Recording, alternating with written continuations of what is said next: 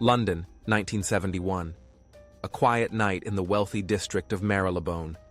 The streets are empty, the city sleeps, and deep beneath the surface, a group of criminals is hard at work. They aren't breaking in through the front doors or cracking a safe with explosives.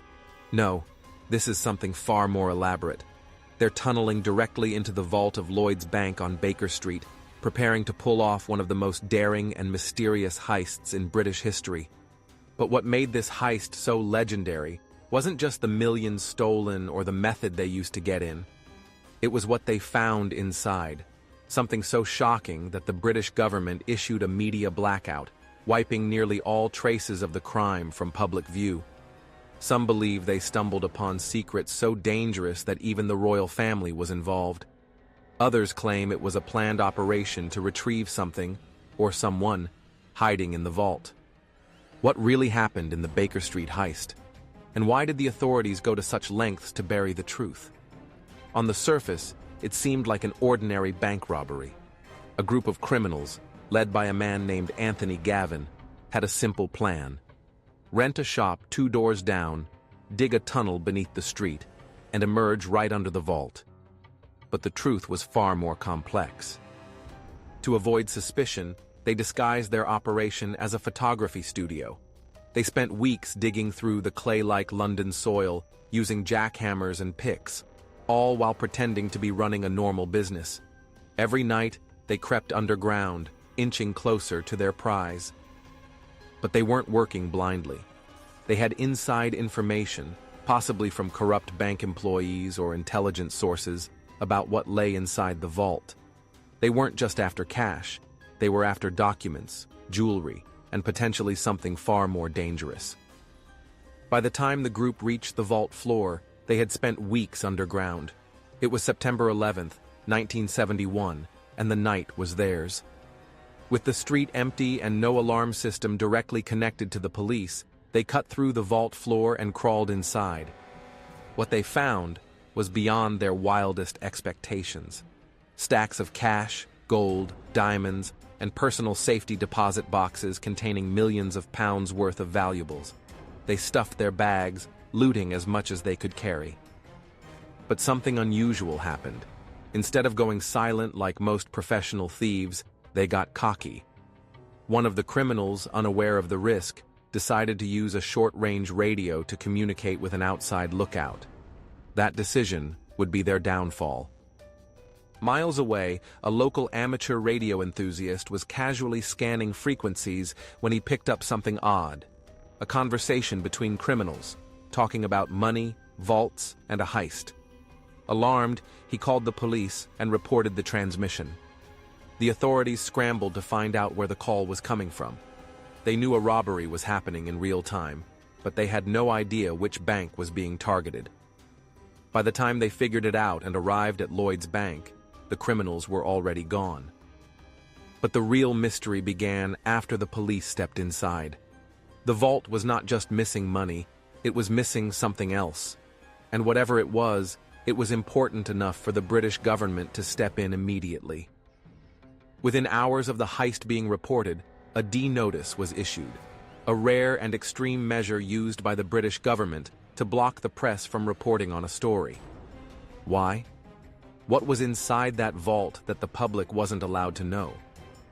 Some say the thieves accidentally stole government secrets, classified documents that could expose corruption or national security risks. Others claim that members of the British royal family had private photos or letters hidden inside safety deposit boxes, and the robbery threatened to leak them to the world. To this day, the British government has never officially confirmed what was taken, and the full details of the stolen contents remain a mystery. Despite pulling off one of the biggest heists in British history, the gang didn't get to enjoy their riches for long. Thanks to the intercepted radio call and months of police investigations, the authorities tracked down the key suspects. Anthony Gavin, along with several accomplices, were arrested. But strangely, not all of them.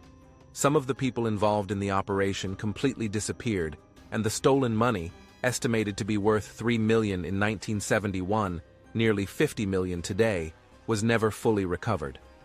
More importantly, The documents or personal files supposedly stolen from the vault were never publicly acknowledged. It's almost as if they were wiped from history altogether. After the arrests, the police expected to recover the stolen money and valuables. But something strange happened. Most of the cash, gold, and diamonds were never found. The authorities only recovered a fraction of what was taken, leading to speculation that one or more thieves escaped with the bulk of the fortune. Some believe that an unknown accomplice, never identified, fled the country with the loot, living the rest of their life in luxury. Others claim that someone powerful in the government retrieved the sensitive items from the heist before the police could get to them. And then there's the theory that one of the criminals cut a deal with British intelligence, exchanging the stolen documents for their freedom. Could this explain why some of the heist members were never arrested? The British government's immediate crackdown on media coverage fueled endless speculation. Why would a simple bank robbery require a media blackout? Even decades later, official records remain heavily redacted, and some files have reportedly gone missing from public archives. The only logical explanation? There was something inside that vault that was too dangerous for the public to ever find out. Some former investigators have hinted at the possibility of high-profile individuals having had compromising materials in the bank's safety deposit boxes. Could this have included politicians, royalty, or intelligence operatives? If true, then the Baker Street Bank heist wasn't just a robbery, it was an accident waiting to happen. A group of small-time criminals had unknowingly walked straight into a government nightmare. If this story sounds familiar, it's because it was loosely adapted into a movie, The Bank Job, 2008, starring Jason Statham.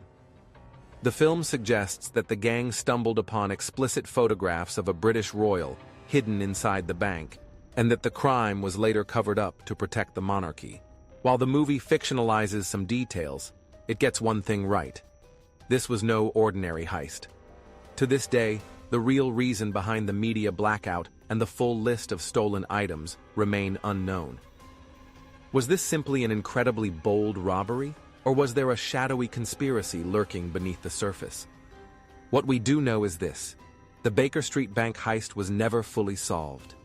Some criminals were caught, but others vanished without a trace.